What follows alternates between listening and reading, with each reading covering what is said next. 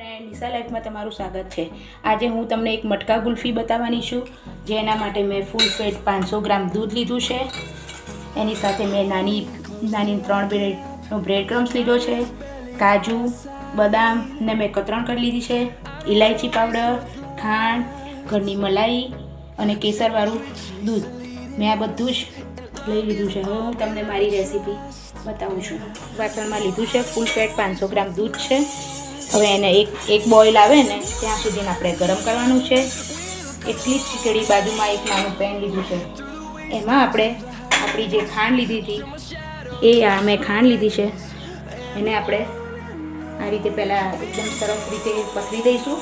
આ ખાંડ આપણે આમ 150 ગ્રામ જેટલી છે, પણ આપણે એટલી ન જોઈએ, આપણે 100 થી 125 ગ્રામ જ ખાંડ લેવાની અને આ રીતે સેટ કરી અને કેરેમલાઇઝ થવા દેવાની। પહેલાં આ રીતે કે આપણે આ ખાંડને મેં 150 ગ્રામ જેટલી ખાંડ લીધી છે પેનમાં। હવે એને સરસ રીતે આવી રીતના પથરી દેવાની અને એમાં પાણી કે એવું કંઈ જ નથી નાખવાનું અને એને ધીમા તાપે પહેલાં ગરમ થવા દેવાની। ખાંડ ધીમે ઓગળે એ પછી જ આપણે એને હલાવવાની, ત્યાં સુધી એને આપણે આ રીતે દૂધમાં એક બોઇલ આવી જાય છે ધીમે ધીમે। હવે એ સ્ટેજ ઉપર જ આપણે જે મિક્સરમાં આપણે 3 નાની બ્રેડ લીધી હતી એને આ રીતે સરસ રીતે ફાઇન ક્રમ્બલ કરી લીધું છે। આ રીતે એ થોડો ભૂકો નાખવાનો અને આ જ નાખવાથી આપણે ક્રીમ કે કન્ડેન્સ મિલ્ક કે એવી કોઈ વસ્તુની જરૂર પડતી નથી। અને બાજુમાં સાથે આપણું ખાંડ પણ એકદમ સરસ રીતે કેરેમલાઇઝ થવા માંડી છે।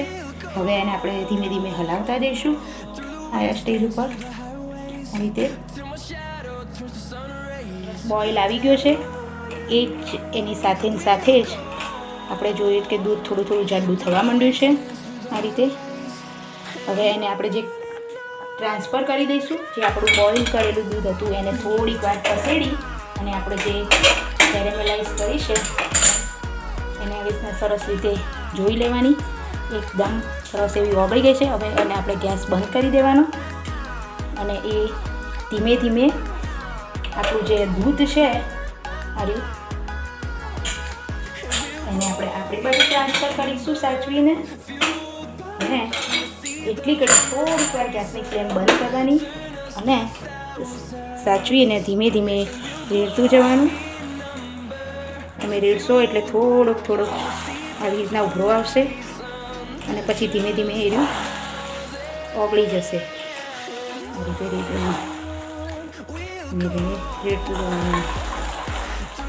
રેડવાનું એટલે દૂધનો કલર તરત જ તમારો ચેન્જ થવા માંડશે। રેડી અને જાડું થવા દેવાનું, પછી સ્ટાર્ટ કરવાની। તમે જોઈ શકો છો કે આપણું દૂધ ધીમે ધીમે ઘટ્ટ થવા માંડ્યું છે અને એવું લાગે તો આપણે એક વખત દૂધને સરસ ટેસ્ટ કરવો હોય તો કરી લેવાનો। એ સ્ટેજ ઉપર જ આપણે હવે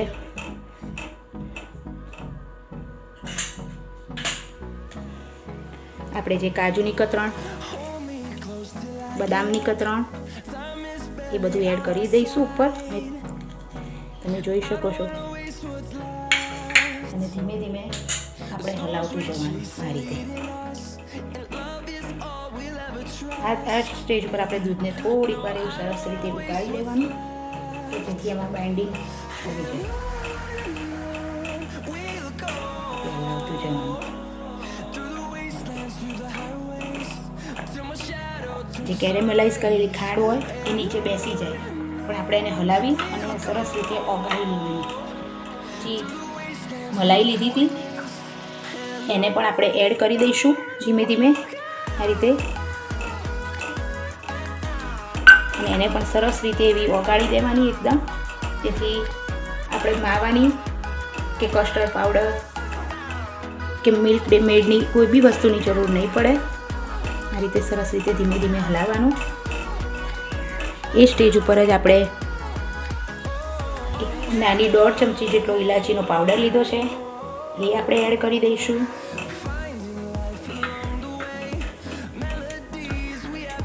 અને થોડુંક એવું આપણે કેસરવાળું દૂધ પણ એડ કરી દઈશું, તેથી એકદમ મસ્ત કોઈ આપણો કલર પણ આવી જશે। તમે જોઈ શકો છો કે હવે આપણું મિશ્રણ ઘટ્ટ થવા માંડ્યું છે। અને કલર પણ એવો સારો એવો ચેન્જ થઈ ગયો છે. હવે આ સ્ટેજ ઉપર થોડી વાર આપણે હલાવી અને પછી ગેસની ફ્લેમ બંધ કરી દઈશું. ફાસ્ટ ગેસ ઉપર એક વખત હલાવી લેવાનું સરસ રીતે અને આપણે ગેસની ફ્લેમ બંધ કરી દઈશું. અને હવે આપણા આ મિશ્રણને થોડું ઠંડુ થવા દઈએ અને પછી જ આપણે આપણી કુલ્ફી માટેની હાંડીઓ ભરીશું. થોડુંક ઠંડુ થઈ જાય એટલું. ફ્રેન્ડ, મિશ્રણ સરસ ઠંડુ થઈ ગયું છે. હવે એને આપણે આ રીતે હાંડીઓમાં ભરી લઈશું થોડું કરીને. આ રીતે સરસ રીતે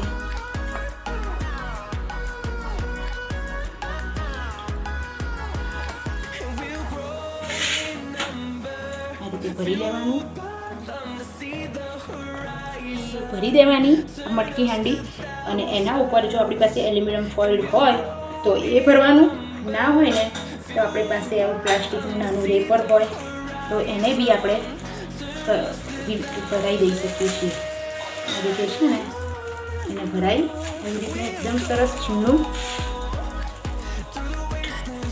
અને એના ઉપર આપણે ઇલાસ્ટિક ચડાવી ડ્રાયફ્રૂટ, કેસર, પછી ઉપર થોડું કેવું કેસર આ રીતે મૂકી અને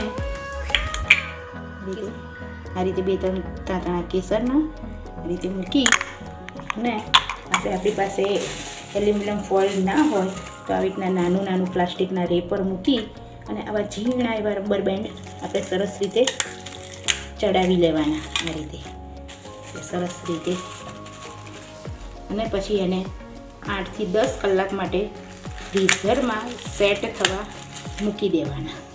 500 ગ્રામ દૂધમાં લગભગ 4 જણ ખાઈ શકે એટલી આપણી મલાઈ કુલ્ફી બને છે. તમે જોઈ શકો છો કે આપણી મલાઈ કુલ્ફી બનીને તૈયાર છે. તમે જોઈ શકો છો કે એ મટકા કુલ્ફી કહેવાય. તેના ઉપર ગ્લેસ અને તેનું સ્ટ્રક્ચર બહુ સરસ આવી ગયું છે.